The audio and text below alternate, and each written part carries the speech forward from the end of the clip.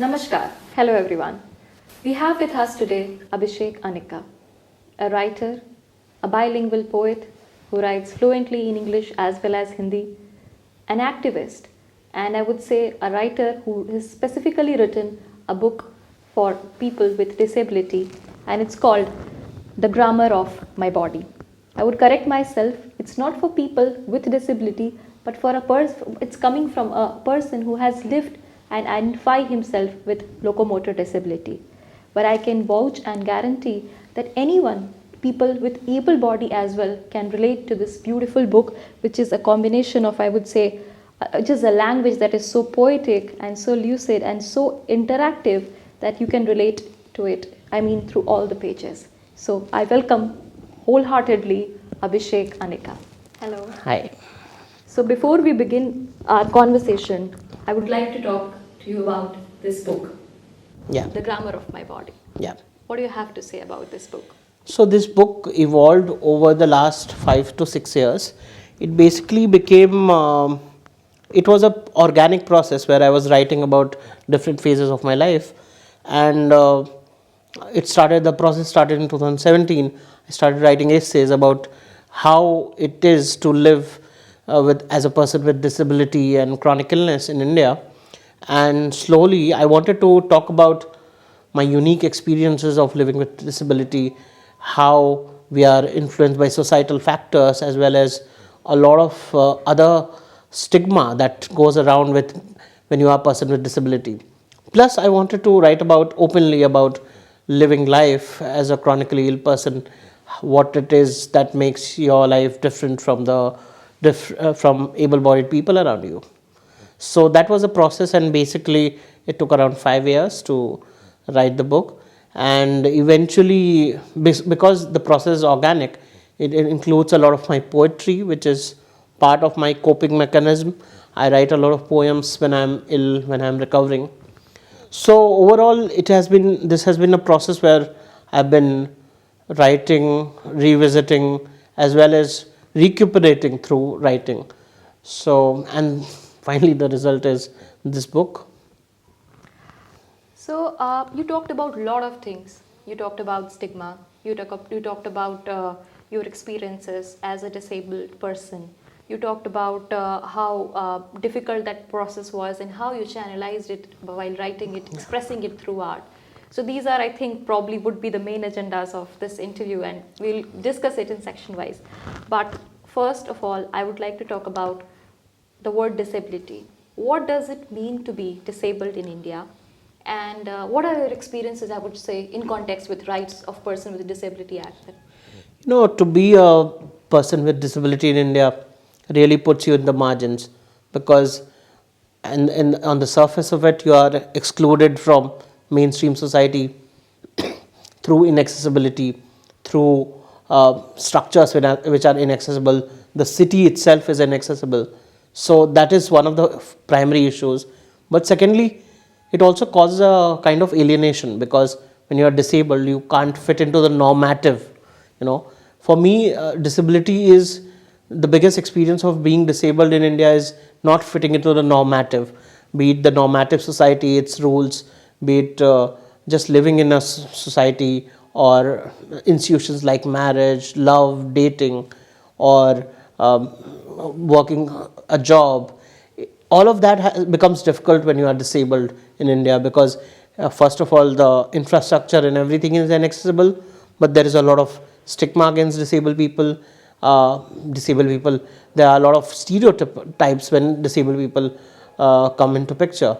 So being a disabled person in India is quite alienating. Even within families, your own family, it can be quite alienating, because you are definitely not fitting into any of the brackets which a conventional Indian family has for any of their children, be it keeping up a traditional job, or starting a family, or just living an independent life. And every step of you are questioned, because you are trying to not fit into that stereotype.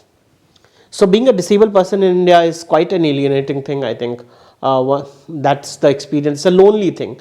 And even if you live with your family, even if you achieve certain things, it's still quite difficult, because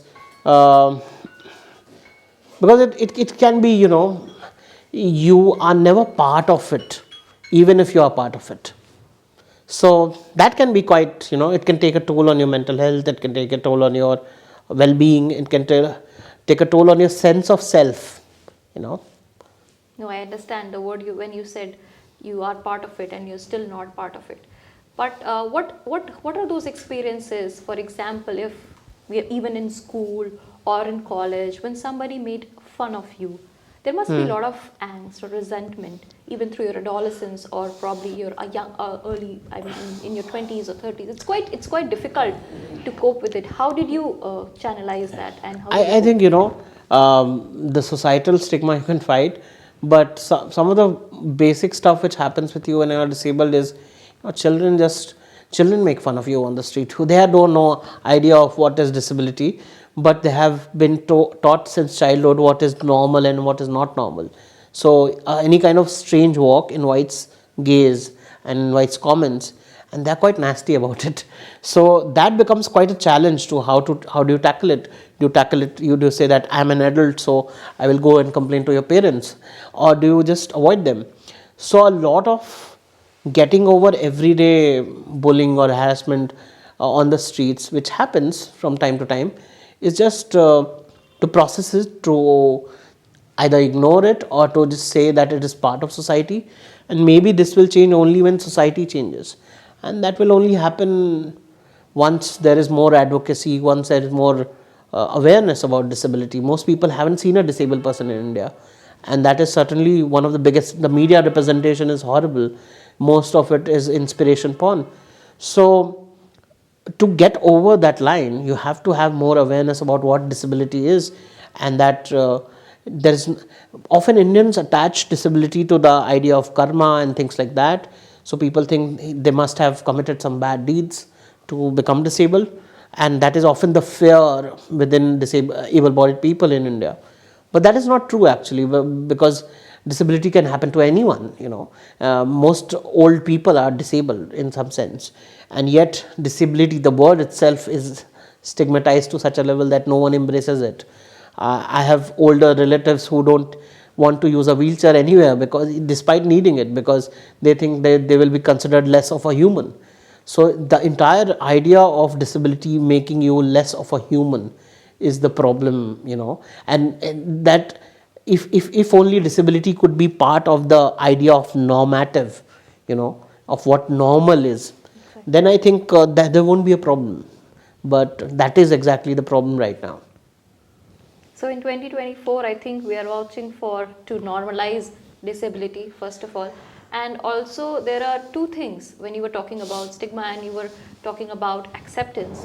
One of you instances, since I know you personally, I wanted to talk to you because you have been through at that phase from being an able person to turning into a disabled person, and then going somewhere to be certified as a disabled person, to identify as a person with locomotor disability. So was that difficult? It must have been difficult. I'm so sorry to say. No. But I mean, what was that process? Yeah, I think it's a long journey of acceptance. First, you look at yourself as not fitting into the able-bodied world, but slowly you accept yourself, you assert your identity. Disability is a very assertive identity. You have to assert yourself that you are disabled, and it's okay to be disabled, and it's okay to be disabled and proud.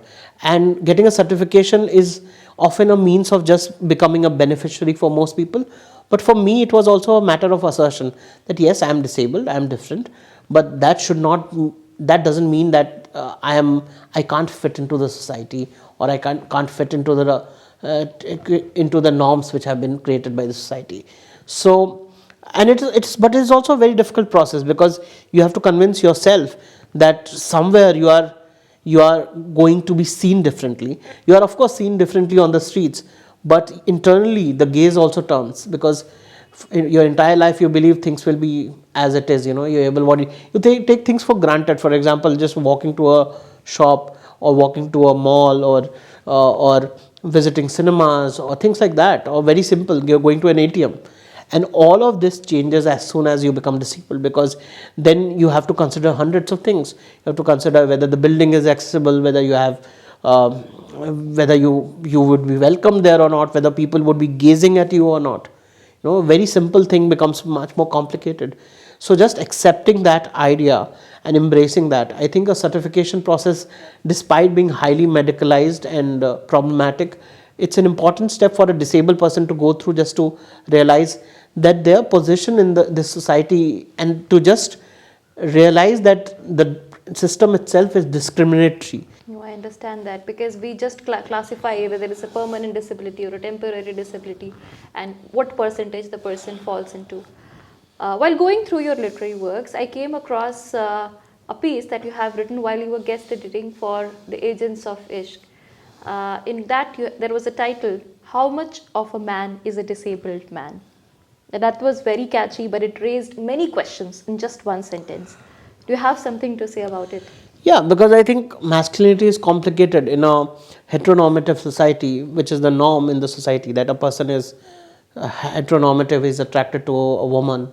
That's how he is. But in that category of masculinity has certain ideas attached with it, that a man has to be independent, that a man has to be non-emotional, that the typical idea these days films are being made of how a man is supposed to be a macho man.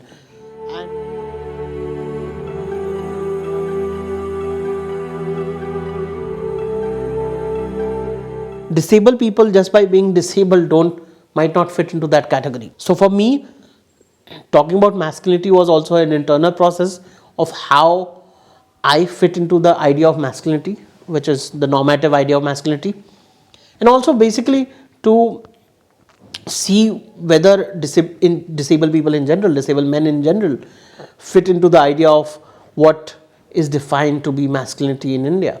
So for me, the question of being a man, because my experiences and experiences of others, I also did my MPhil research on disabled masculinity. So I realized that many disabled people around me struggle with the idea of being a man, because in their own families they are often discriminated. If they have a younger sibling who is able-bodied, their advice is taken. When they go out to date, they can't find dates. They are often insulted because of their disability. It's a humiliating process. In the workplaces, they are not considered good enough because of their disability. So there is this complete marginalization of disabled bodies which takes place, and that also affects how you see yourself as a man. That is definitely much more, what to say, I mean, area of research and Yeah. and discussion, a different genre topic, masculinity and disability. But again, coming back to stigma, there are different types of stigma, as we read in psychology. So there is a self-stigma. And since you being a poet and a writer, you had this, I would say, an escape mechanism where you could channelize that process through your creative writing. And as you have described how it has helped you, because you were able to pen down what you were going through, the sufferings, the indiscrimination, everything that you were going through. Yeah. So can you enlighten us a bit about it? Yeah, I think it's a very good thing to be a poet. I think it's a gift, because it helps you to heal. Because as a disabled person, as a chronically ill person, you are constantly falling ill, and while you are recovering, it's while you are recovering that you want to live life again. But you realize your body is not the same. You can't do the same things. You can't walk like you did before. You can't do simple stuff, everyday life stuff. So that's where poetry comes in. Poetry helps you to heal. I remember I was in COVID, and after coming out of ICU, the first thing I did was to write a poem about just a nurse taking blood from my IV, or a very simple thing. But in the hospital, it gave me a lot of relief, because I think a poem is a very hopeful thing. It makes you look forward to things. We celebrate seasons, we celebrate flowers, we celebrate love in poetry, and we also celebrate things which are ugly, which we are trying to. We also try to actually talk about it, and that's a very cathartic thing. And so poetry for me is also it's a tool of catharsis, it's a tool of healing, and it's a very, very self-fulfilling process.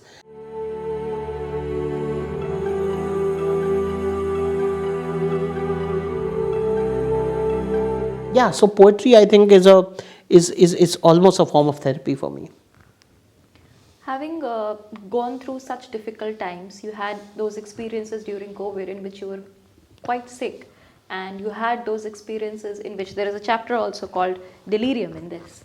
So can you describe one of those experiences to Or us, like so how it is to go into delirium I and think coming out of I it? think to lose control over your sense of self and to have no control over your mind is one of the most difficult phases of illness for me, because I have lost control over my body and I can make peace with it, but losing control of my thoughts is almost beyond, it's a very difficult thing, because you always assure yourself that your at least your mind is working as you want it to, and you can at least write poetry or do things.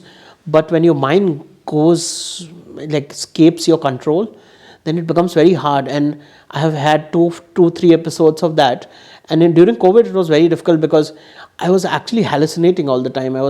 It was almost that as if I was not in a hospital but in a war zone, and there was someone coming to kill me. And that image, of the, I think for 3 or 4 days I was in a state of paranoia. And that paranoia actually, when I revisited now, I think I haven't been that helpless before. Even if I was very ill, I wasn't helpless. At least I had some form of courage. At least I was thinking about something.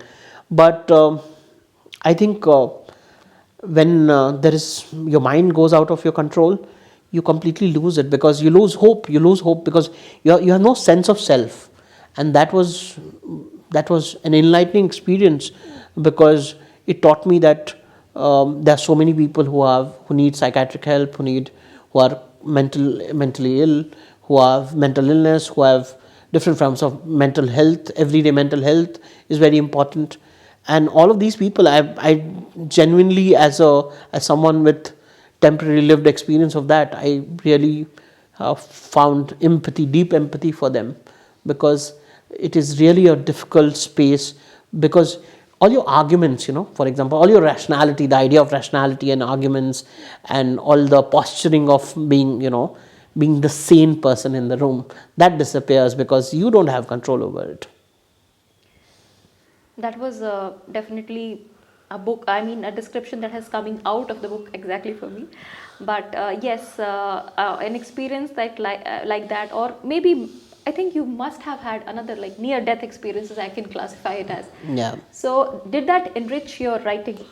Of course, because when you are dying, the first thing you think about is, I should just delete everything on my phone, and my character should be protected, and or you think about whom should I say my goodbye to, which I have done twice or thrice, and but most of all you think about what work will I leave behind. I thought about a lot of poetry which I have written, which has not come out, which will never be read. And that makes you sad, because when you are leaving the world, when you are dying, that is something which, what are you leaving behind? So I think writing this book and writing as a whole was a big part of it, because I thought, let me just talk about my experiences through writing and leave something behind, even if death is something that will eventually embrace all of us. We have to leave something behind. And when you have something creative to leave behind, it's always like it's like a flower you leave behind that other people can embrace and heal. It might not heal a lot of people, but some people who have gone through experiences of disability and illness might read this book, or might read my essays, might read my poetry, and they might feel like healing.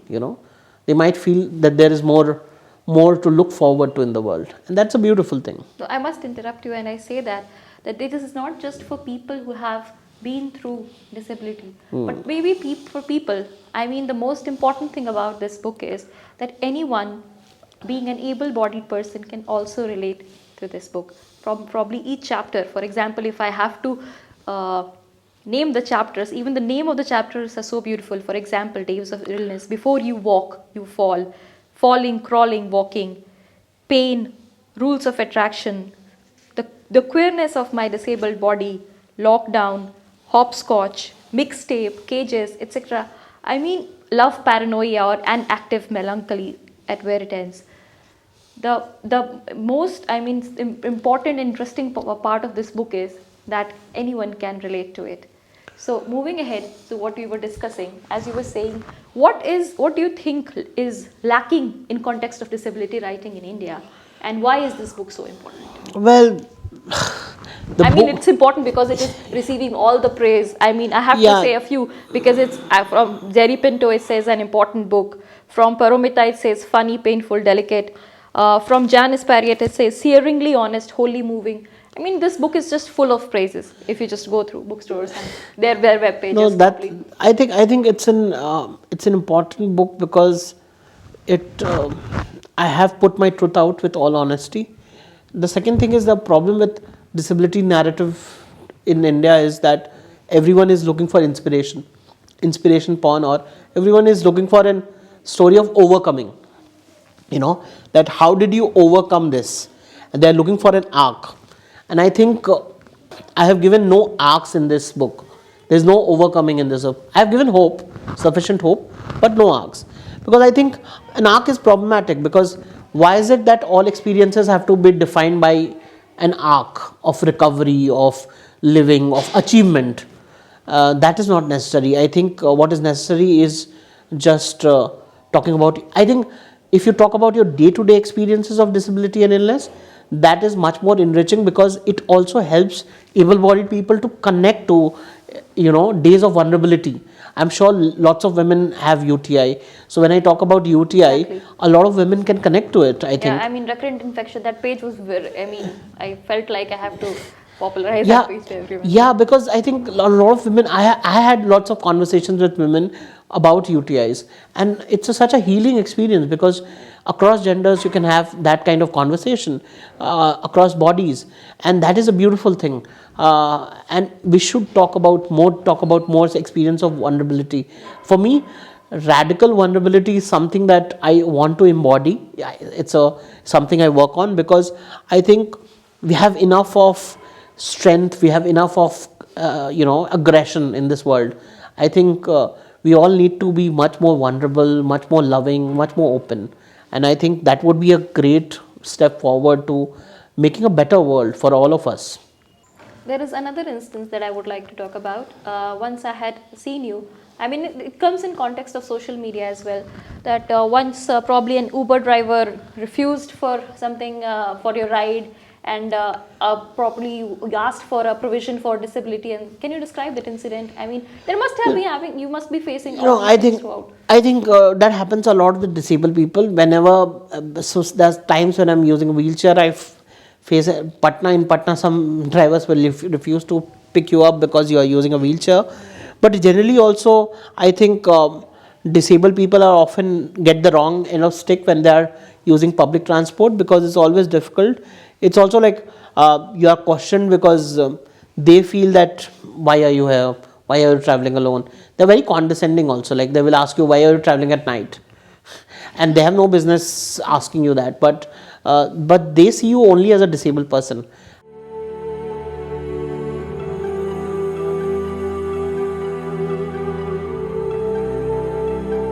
Disabled people have to be treated as other, just as anyone else. They just have a different body, and they have different needs. Everyone has different needs. A woman has a different need in a city, an elderly person has a different need in a city, a child has a different need in a city, and so do disabled people. Why do disabled people are stigmatized to such a level in the society? And that is always surprising. Maybe that people are just afraid that they might become disabled one day, and they don't know how to cope with it. And that's another remark, and very interesting remark that you made. But yes, coming back to it and probably closing it, what are the suggestions? For example, even we have a Rights of Person with Disability Act, and in context of disability in India, what are the suggestions that you would provoke? For example, you would, I mean, say, for example, in certification, if a person is certifying someone, is there any possibility or room for space where the whole process can be a little more humane? Yeah, of course. For that, we have to have a more pragmatic medical system, more pragmatic certification system. But it can be done. I think one of the things which doctors need to take, and the medical system, is to take patient narrative seriously, to take that, often there is a condescending attitude because they think that what will the patient know, what will the disabled person know, what will the person who has come for certification know, but they have lived with a body, certain body, for years. So they have a lot of experience, about that body, about that condition. So maybe if they are taken seriously.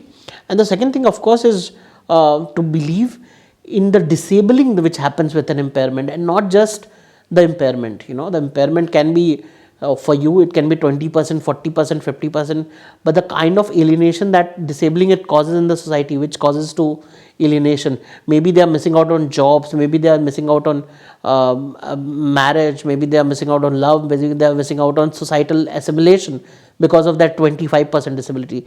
And even with 25% of disability, that person is still a disabled person. So this idea that for welfare system you have to have benchmark disability, that's fine, but the idea of disability has to be wider. There are lots of people with invisible disability. I have an invisible disability, so I went and took a certification for locomotor disability, but I was born with a rare disorder called Vater syndrome, so which causes me recurrent UTIs, and that is very disabling for me, but I can't get a certificate for that.